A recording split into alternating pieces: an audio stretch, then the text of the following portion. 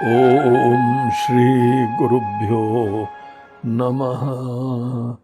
हरि ओम। आइए हम लोग सीधे 8वें श्लोक में प्रवेश करते हैं।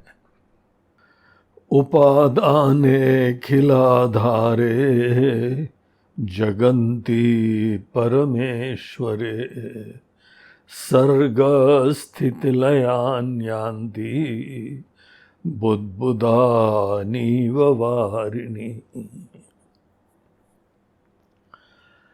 पिछले श्लोक में 7वें श्लोक में अर्थात हम लोगों को आचार्य ने बताया कि ये पूरा जगत, दो चीजें बताई थी। एक तो ईश्वर की सृष्टि जगत, और दूसरी चीज की हम लोगों ने चर्चा करी थी कि एक अपनी मन के अंदर धारणाएं, कल्पनाएं, राग द्वेष, ये इतने ज़्यादा पोटेंट फैक्टर्स हैं कि दुनिया में भगवान ने क्या बनाया है ये हमारी नज़रों से छुप जाता है।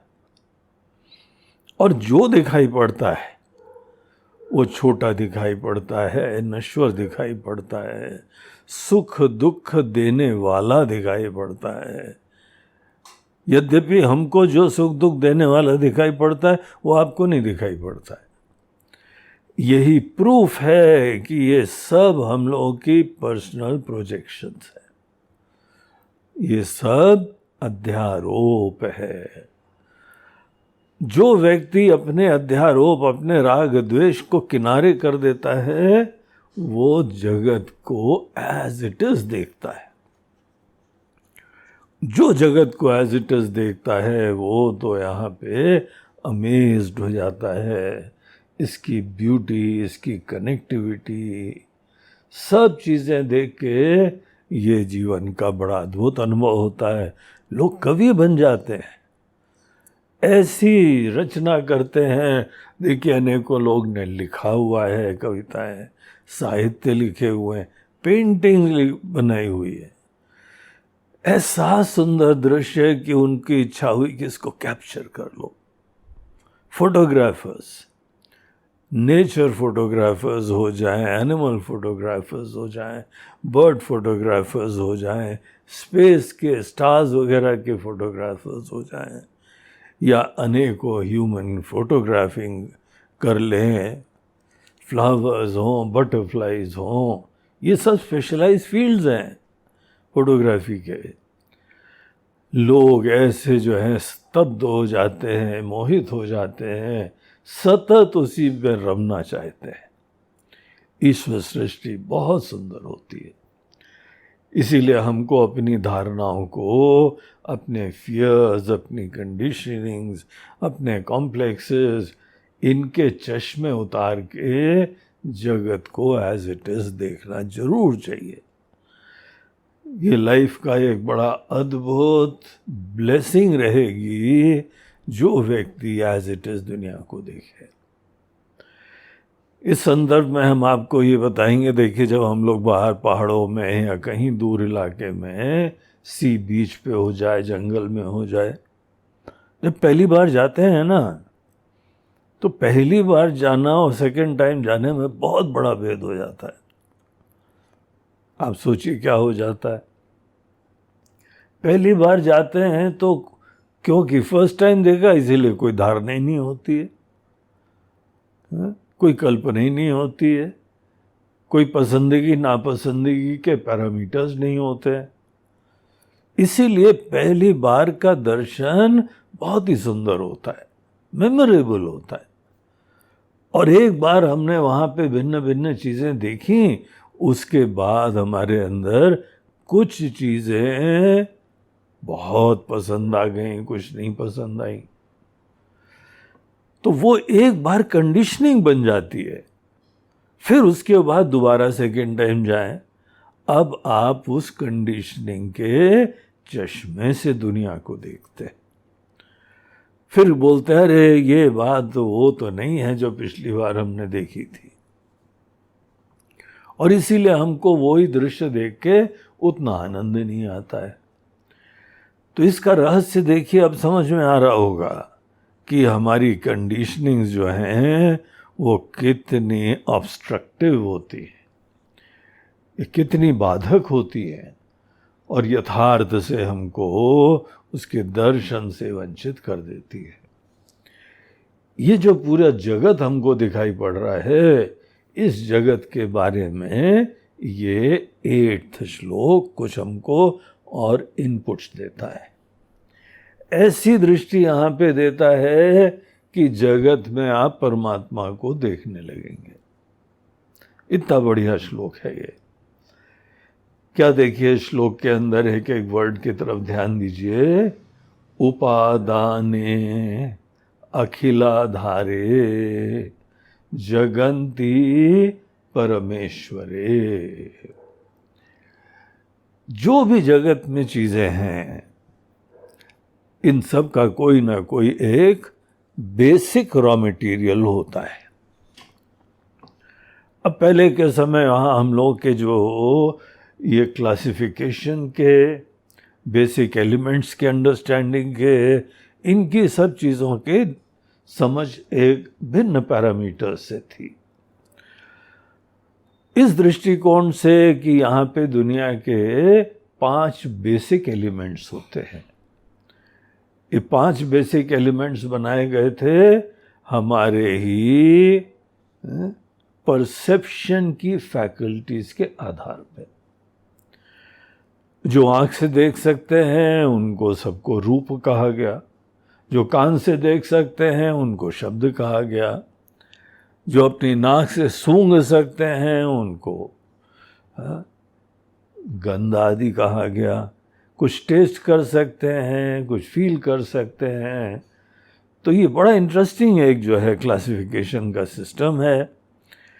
तो डिपेंडिंग ऑन आवर फैकल्टीज, उनके कोरस्पॉन्डिंग ऑब्जेक्ट्स को उन्होंने एक एलिमेंट कहा, और ये एलिमेंट के ही अंदर एक प्रोसेस होता है। पहले वो जो है सटल फॉर्म में होते हैं, फिर धीमे धीमे परसेप्टेबल लेवल के ऊपर प्रस्तुत हो जाते हैं।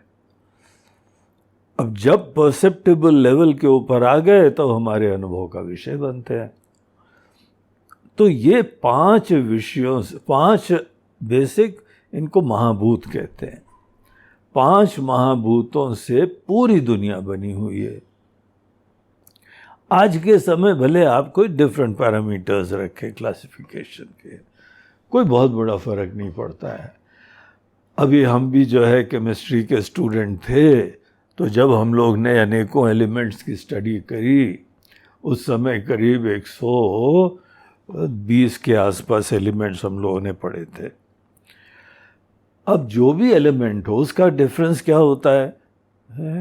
इन लोगों के चारों तरफ एक जो है एटम होता है, उसमें एक न्यूक्लियस होता है, और उसके चारों तरफ एक इलेक्ट्रॉन्स घूमते हैं, अंदर प्रोटॉन्स भी होते हैं, न्यूट्रॉन्स होते हैं। ये आज के हमको इनपुट मिली हुई है अनेकों एलिमेंट्स के स्ट्रक्चर के बारे में। तो जितना जो है वो वहाँ पे इलेक्ट्रॉन्स घूमते हैं, उसके हिसाब से वैलेंसीज होती थी, और किसका क्या वैलेंसी है उसके हिसाब से क्लासिफिकेशन होते थे। या जो भी क्लासिफिकेशन का तरीका हो, कोई ना कोई एलिमेंट से ये बना है।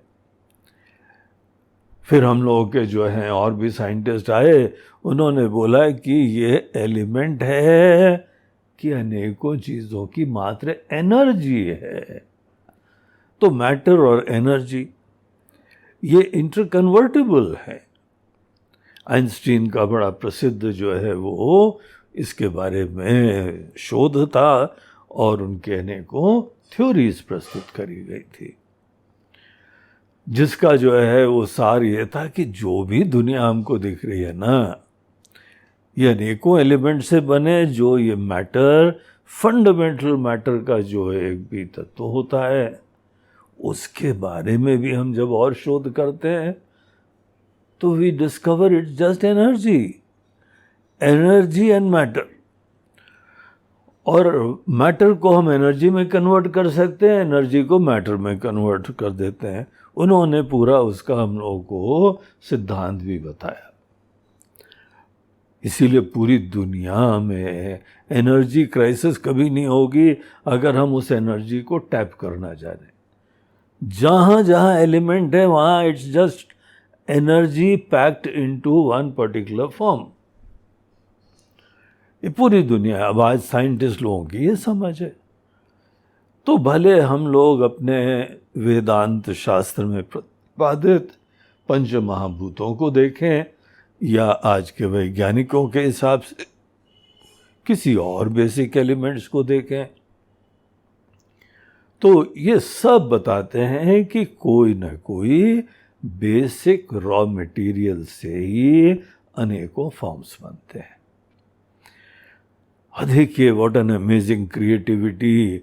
एक ही बेसिक एलिमेंट है, बेसिक रॉ मटेरियल को उपादान कहते हैं संस्कृत में।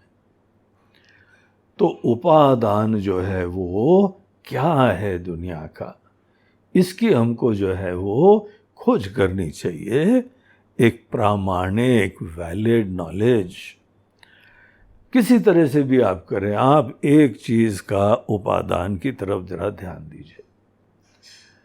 जब हम लोग किसी भी ऑब्जेक्ट के रॉ मटेरियल का विचार करते हैं तो पता लगता है कि ये जैसे हमारा शरीर हो गया, सामने एक फूल हो गया, फल हो गया। एक फल ने फूल देखा तो basically it is just pure energy presented in a particular colourful form.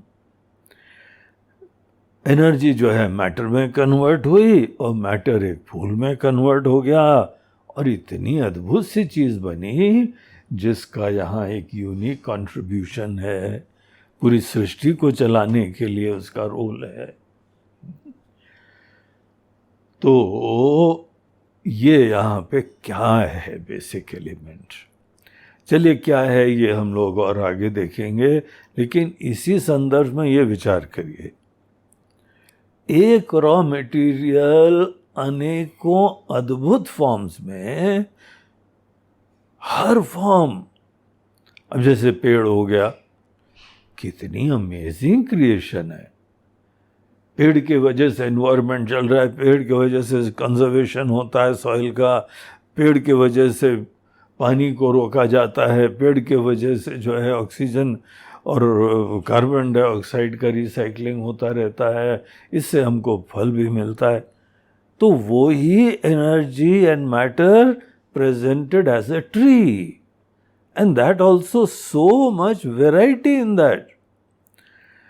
कोई एक औषधि दे रहा है, कोई दूसरी औषधि दे रहा है, कोई खाना दे रहा है, कोई विटामिन्स दे रहा है, कोई मिनरल्स दे रहा है। ये जो डिपार्टमेंट है ना, एक raw material presenting in different forms. अब ये काम क्या केवल वो एनर्जी करती है क्या? इतना इंटेलिजेंट कार्य है ये। तो हम लोग एक यहाँ पे कॉमन सेंस की बात है, एक इंटेलिजेंस का एग्जिस्टेंस होना ही चाहिए, and that also before the creation. तो ये एक बड़ी सुप्रीम इंटेलिजेंस जो कि अनेकों रॉ मटेरियल को हैंडल करके it is presenting all these things into this amazing creation. तो वही हम लोग के ईश्वर कहलाए जाते हैं। ईश्वर ही अनेकों रॉ मटेरियल को, अनेकों पदार्थों को, महाभूतों को वो धारण करते हैं और उसको अनेकों फॉर्म्स में अपने ही इंटेलिजेंस से क्रिएट कर देते हैं। तो ये यहाँ पे एक ही ईश्वर सब रूपों में आते हैं। इतना ही नहीं है, हम लोग इसके ऊपर और विचार करें, बहुत ही फैसिनेटिंग विचार होता है। ईश्वर सृष्टि के पहले कैसे रहे होंगे? क्या उनके पास शरीर रहा होगा? नहीं हो सकता है, क्योंकि सृष्टि नहीं हुई है। क्या उनके पास ऐसा हमारे पास जैसे इंटेलेक्ट है, ब्रेन है, क्या उनके पास वो होगा? ऑब्वियसली नहीं हो सकता है, क्योंकि क्रिएशन ही नहीं हुआ है। So there is a supreme intelligence. वो इंटेलिजेंस अपने आप में ही मैनिफेस्ट करती है।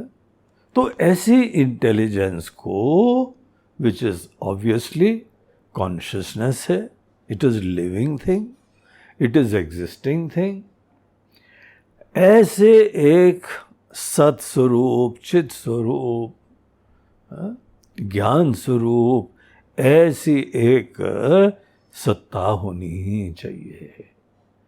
जो भी हम लोगों की उपासनाएं होती हैं, भजन होते हैं, सब चीजें इसी ईश्वर की तरफ केंद्रित होती हैं। वो सब चीजें उन्होंने बनाई। अब देखिए, भगवान के पास, वही ईश्वर के पास जब जगत पूरा बनाते हैं तो रॉ मटेरियल कहाँ से लाएंगे? जब दुनिया ही नहीं बनी है तो वो कहाँ से लाएंगे रॉ मटेरियल? ये सब रॉ मटेरियल हो, इंटेलिजेंस हो, ये कोई जो अलग से नहीं है, ये ईश्वर के ही अंतर्गत की चीजें होनी चाहिए। किसी भी क्रिएशन में दो प्रकार के कारण अलग थे। एक को बोलते हैं मटेरियल कॉज, उपादान कारण, और एक दूसरा है उसके पीछे इंटेलिजेंट कॉज। इसको हम लोग कहते हैं निमित्त कारण। तो एक निमित्त कारण है the intelligent cause behind the creation, और एक होता है मटेरियल कॉज, जिसका नाम है उपादान कारण। अब नॉर्मली दुनिया में उपादान कारण अलग होता है, निमित्त कारण अलग होता है। जैसे घड़ा है, उसको एक कुम्हार ने बनाया, कुम्हार ने अलग से मट्टी मंगवाई या खुद ही जाके अनेकों जगह से पौंड वॉन्ड से कहीं वो खोद के ले आया, खेतों से खोद के ले आया, और उसको ही उसने गूंदा, अच्छी तरीके से गूंदा। उसके बाद उसी से अनेकों फॉर्म्स बनाए, अपने चक्र के ऊपर रखा, कस के घुमाया व्हील को, और अनेकों मटके बन गए, पॉट्स बन गए। अब ये तो एक सामान्य लौकिक क्रिएशन में जो इंटेलिजेंट कॉज है और जो मटेरियल कॉज है, ये दोनों अलग अलग होते हैं। निमित्त कारण अलग और उपादान कारण अलग, एंड थैंक गुडनेस अलग होता है।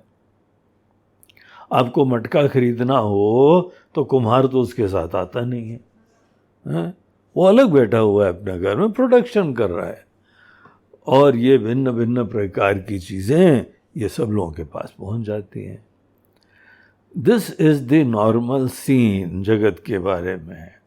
लेकिन अब थोड़ा सा विचार करिए, जब फर्स्ट क्रिएशन बना, जब ईश्वर थे और उन्होंने बनाया क्रिएशन, तो उनके पास अलग से रॉ मटेरियल तो था ही नहीं, क्योंकि सृष्टि नहीं है। सृष्टि नहीं है तो किसी प्रकार का कोई रॉ मटेरियल नहीं है। देखिए, बड़ी इंटरेस्टिंग बात है। तो ये जो भी रॉ मटेरियल है, ये भी ईश्वर का ही एक पार्ट होना चाहिए। ये हम लोगों के शास्त्र ऐसे ही बोलते हैं फिर कि ईश्वर के अंदर एक माया शक्ति है, उनकी प्रकृति है, वो त्रिगुणात्मिका है, उसके अंदर इंट्रिंसिक कंपोनेंट्स होते हैं। तो वो माया शक्ति ईश्वर इन्वोक कर लेते हैं अपने अंदर से, और उसी को हम लोग कहते हैं फिर फाइनली सब्सिक्वेंटली ये material cause of the creation बनता है। इसीलिए जहां जहां हम लोग कोई जगत में सृष्टि देखते हैं, सोचिए क्या मतलब हो गया इसका।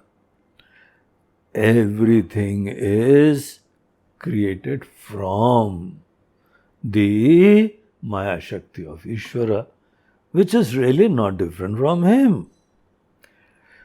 कहीं पर भी शक्ति को अलग थोड़ी रख सकता है, doesn't have any independent reality. अब किसी पहलवान से हम लड़ना हो तो बोलता है नहीं नहीं अभी नहीं लड़ सकते, हम अपनी शक्ति जो है ना पहलवानी की वो घर में रख के आए हैं। अब शक्ति क्या पहलवान से अलग रहती है क्या? जैसे पहलवान से शक्ति अलग नहीं रहती, वैसे ईश्वर से अलग कोई माया प्रकृति शक्ति अलग रहती नहीं है। जहां जहां प्रकृति है माया है। माया को नाम माया देते हैं because it is so changing.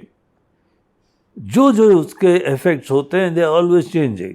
इसलिए इस चेंजिंग एस्पेक्ट को संकेत करने के लिए, एफिमेरलिटी दिखाने के लिए उसको माया नाम दिया गया है।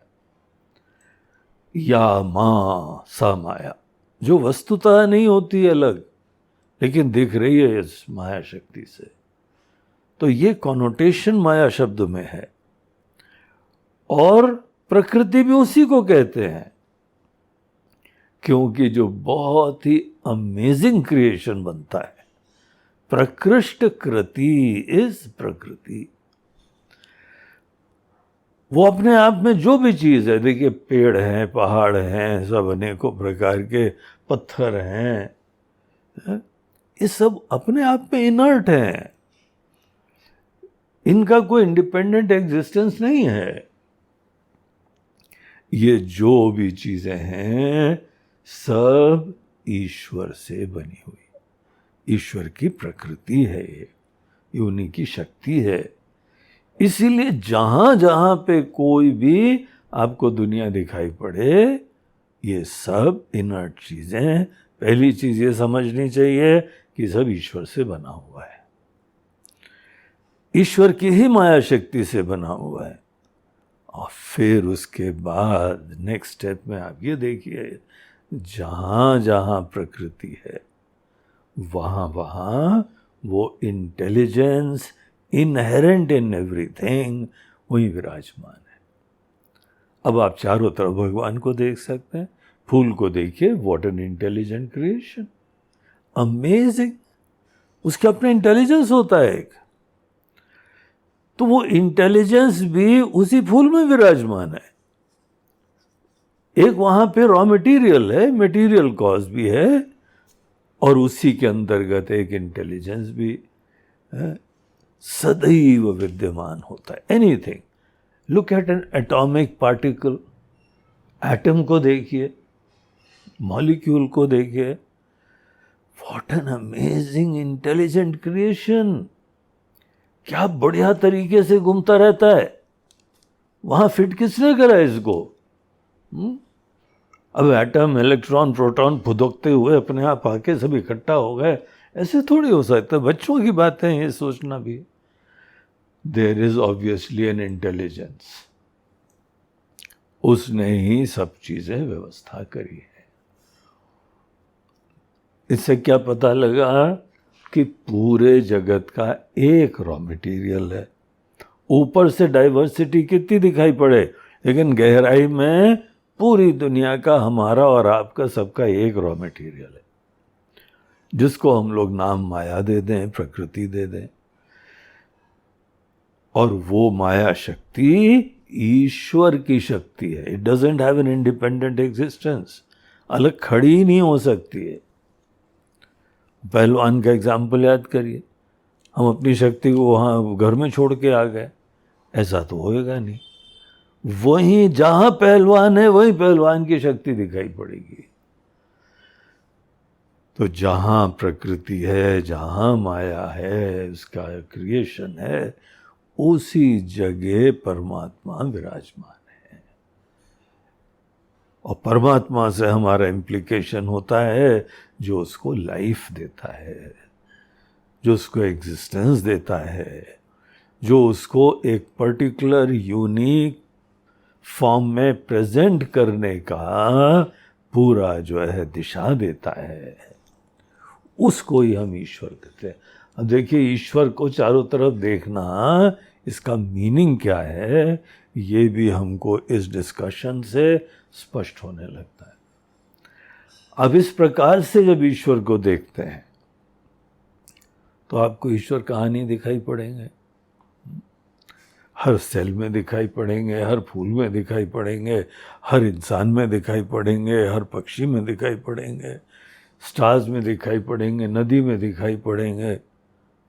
पहाड़ अपने आप में एक एंटिटी है। पहाड़ों में तो देखिए इतना रेफरेंस रहते हैं उसके प्रति, पहाड़ों के भी प्रति, उसको देखते हैं, it has its own identity. हर चीज़ बड़ी यूनिक होती है। वो एक बेसिक एलिमेंट्स को दिखाई पड़ रहा है तो उसके पीछे एक एलिमेंट है और वो ही माया है, और वो माया उस क्रिएटर से अल्टीमेटली अलग नहीं है। जहाँ जहाँ क्रिएशन है वहाँ वहाँ पीछे वही क्रिएटर भी निहित है। अब देखिए श्लोक को इस डिस्कशन के बाद, उपादाने, जो इस पूरी दुनिया का रॉ मटेरियल है वो कौन है? जो अखिलाधारे, जो पूरी दुनिया का आधारभूत तत्व है, अखिल आधारे। जगंती परमेश्वरे, ये जगत, इसका जो उपादान, इसका फंडामेंटल तत्व परमेश्वर है। परमेश्वर ही जगत का रॉ मटेरियल है। इंटेलिजेंट कॉज भी वो है और वो उपादान भी, मटेरियल कॉज भी वही है। इसीलिए कई बार आप ये शब्द सुनेंगे आगे चल के, या कहीं पढ़े हों, किताबों में भी पढ़ सकते हैं कि ईश्वर अभिन्न निमित्त उपादान कारण है। वेरी इंटरेस्टिंग स्टेटमेंट, अभिन्न निमित्त उपादान कारण। तो वो ही इंटेलिजेंट कॉज है, वो ही मटीरियल कॉज है। Material cause and the intelligent cause अभिन्न है।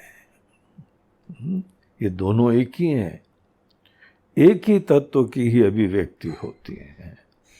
उन्हीं के अंदर से, out of his own creativity and vision, ये basic raw material starts dawning various forms.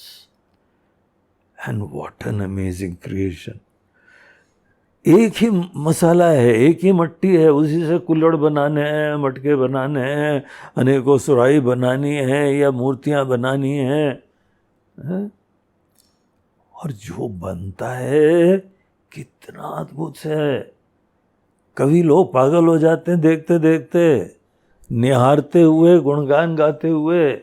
Scientist लोग आश्चर्यचकित होते हैं, the interconnectivity of different manifestations, एक दूसरे को कॉम्प्लीमेंट करते हैं, सहायक होते हैं।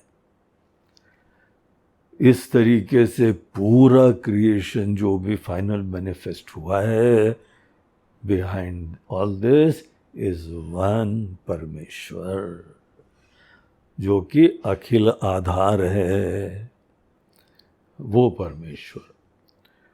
तो परमेश्वर जैसे एक सागर के पानी की तरह से है, और उन्हीं से ही लहरें प्रकट हो जाती हैं, लहरें टिकी रहती हैं, और उन्हीं के अंदर उनके ही इच्छा, इंटेलिजेंस से वो एक दिन लीन हो जाती है। तो हाँ देखिए सेकंड लाइन में एग्जाम्पल क्या देते हैं, बुदबुदानीव वारिणी। वारी बोलते हैं पानी को, बुदबुदा था बबल्स। जैसे पानी में एक शांत पानी एक जगह था, फिर कुछ हलचल हुई और पानी में से बुलबुले उत्पन्न होने लगे, रिपल्स उत्पन्न होने लगी, वेव्स उत्पन्न होने लगी। अब भले ये यहाँ बबल्स उत्पन्न हो या रिपल्स हो, वेव्स हो, जो कुछ भी हो, इनकी उत्पत्ति हुई। उत्पत्ति को बोलते हैं सर्ग, सृष्टि होना। फिर थोड़ी देर टिकी रहती है, उसको बोलते हैं स्थिति होना। सृष्टि होना, स्थिति होना, और फिर थोड़े दिन बाद जो भी क्रिएट होगा वो अपने आप थोड़ी दिन बाद खत्म भी हो जाता है। उसको बोलते हैं लय। सर्ग स्थिति लयान यान्ति। वो यही गति को प्राप्त होते हैं। उत्पत्ति, स्थिति और नाश के अनेकों मैनिफेस्टेशंस चलते रहते हैं। So what is creation? Continuous manifestations of different forms. और ये कोई हैफेजार्ड नहीं होता है, ये बहुत ही परफेक्ट, आइडियल, अद्भुत होता है। इसी के लिए तो पीछे इंटेलिजेंस देखा जाता है। इसी सदैव ईश्वर को मानना चाहिए, ऐसे ईश्वर को। आपका भी शरीर है, देखिए कितना कॉम्प्लेक्स सिस्टम। अनेकों बार जब आप लोग आजकल पैथोलॉजी टेस्ट करवाते हैं, पैथोलॉजी लैब्स में जाके अपना ब्लड दीजिए। अभी रिसेंटली यहाँ पे जो है कोई आया, उसने बोला कि हमको आपके ब्लड टेस्ट वगैरह के लिए थोड़ा सा 5 ml मैक्सिमम हमको ब्लड चाहिए। मैं बोला 5 ml से तुम क्या क्या जानोगे? बोलते more than 100 test we can do and find out all the various details of your body. बोला इतने सारे टेस्ट, इतने से? बोलते हैं अरे क्या क्या चल रहा है आपके शरीर के अंदर, शुगर है, कोलेस्ट्रॉल है, और लिपिड प्रोफाइल अलग है, लिवर के अलग है, किडनी के अलग है। What an intelligent creation. और किसी एक चीज का छोटे का संतुलन हो जाता है, हम लोग बीमार हो जाते हैं। अब ये तो ठीक है, लेकिन कभी तो सोचो ना कि बनाया किसने? एक ही बेसिक रॉ मटेरियल है। साइंटिस्ट लोगों के पास प्रूफ है आज। Is only one basic matter और एनर्जी। वो इस फॉर्म में कैसे प्रस्तुत हो गई? That is the department of ईश्वर। और इतना ही नहीं है हम लोगों की समझ की एक ही ईश्वर ने बनाया है। वो अलग खड़े होके नहीं बना सकते, क्योंकि जब भी कोई अलग खड़े होके बनाए, वो तो एक आपको प्रीमाइस रखना पड़ेगा कि उसके पास कहीं से किसी ने रॉ मटेरियल सप्लाई करा, या खुद ही वो लाए कहीं से। कहाँ से लाए? कुछ था ही नहीं उस समय सृष्टि। तो ये वेदांत की दृष्टि है कि पूरा creation it has been manifested not only by ईश्वर बट फ्रॉम ईश्वर। और इसका मीनिंग क्या है? This philosophy divinizes the entire creation. हम, आप, या जो भी दुनिया की चीजें, जड़ चीजें हैं, it is basically God manifested in this form. क्योंकि उनके अलावा कोई उपादान हो ही नहीं सकता है। तो बोलते हैं जैसे आप कहीं पे नदी के किनारे, कोई लेक के किनारे खड़े हों और वहाँ लहरें देखें, बुलबुले देखें, और इस सिद्धांत को याद करिए, एक ही पानी इन बुलबुलों में मैनिफेस्ट हो रहा है, एक ही पानी इन लहरों की तरह मैनिफेस्ट हो रहा है। अब पानी तो अपने आप में एक जड़ चीजें हैं। नाउ रिप्लेस पानी विद गॉड हिमसेल्फ। इसको हम लोग ब्रह्म बोलते हैं, ईश्वर बोलते हैं। तो पानी की जगह अगर ईश्वर हो तो पूरी सृष्टि, जो जो मैनिफेस्टेशन है, not only from him and by him but it is Ishwar alone. तो ईश्वर की हमारे समझ बस अलग होती है। शुरुआत में मंदिरों में हम लोग जब भगवान की मूर्ति रखते हैं तो उसका ऑब्जेक्टिव होता है कि कहीं ना कहीं हम ईश्वर का एग्जिस्टेंस मानना चालू करें, और उनके अनेकानेक गुणों का स्मरण करके जिस चीज का आदमी रिस्पेक्ट देता है, स्मरण करता है, वही गुण उसके अंदर आने लगते हैं। तो मंदिरों का भगवान को एक फॉर्म में रखने का एक ऑब्जेक्टिव होता है। लेकिन it is not to be taken too seriously, क्योंकि ईश्वर का सिद्धांत हमको वही शास्त्र बताते हैं that he is pervading in and through everything in the creation. Ishavasya Upanishad है the first mantra of that Rigveda Upanishad.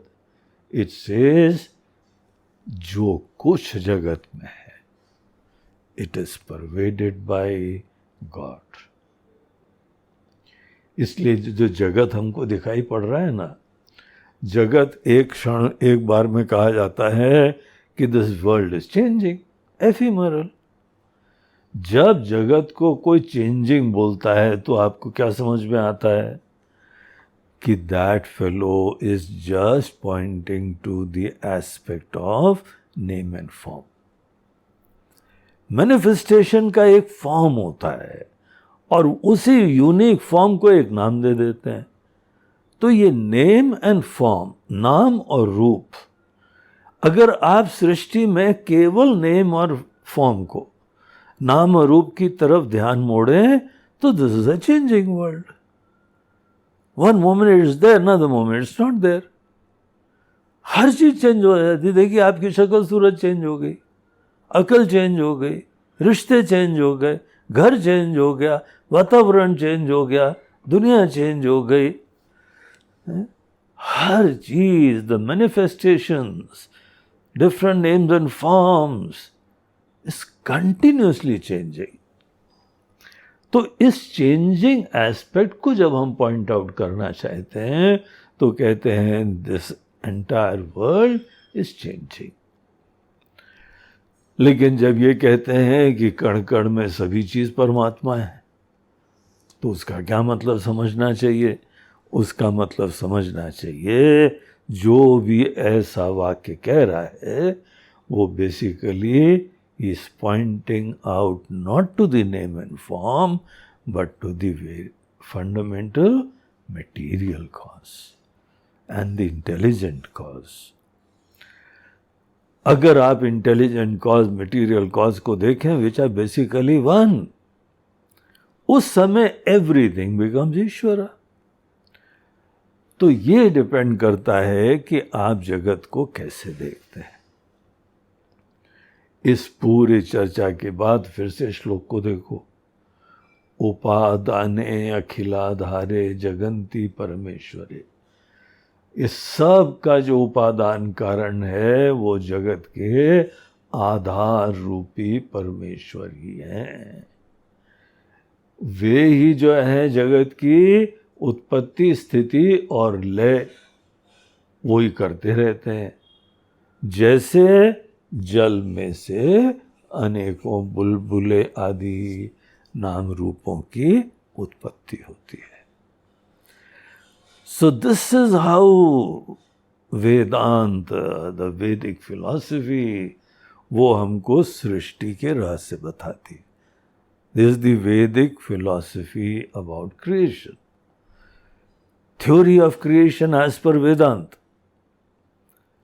So interesting. और देखिए इस प्रकार की अंडरस्टैंडिंग का परिणाम क्या होता है?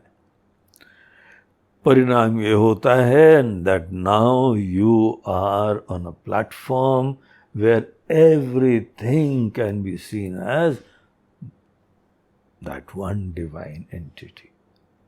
आप भी दिव्य हैं, बाकी सब भी दिव्य हैं. अगर नॉन डुअल रियलिटी को हमें जानना हो so there is no other option except आपको एक न एक दिन समझना पड़ेगा सब चीज़ों का उपादान, मटेरियल, और वो मटेरियल भी वही डिविनिटी होगी. तो हम हो, आप हो, दृष्टा हो, दृश्य हो, सब चीज़ें एक ही तत्व है. This is what the scriptures are pointing out. और यही इस 8वें श्लोक का विषय है. बहुत बढ़िया है, इसके ऊपर और सोचिए. फिर हम लोग नेक्स्ट श्लोक में फिर नेक्स्ट सेशन में प्रवेश करेंगे.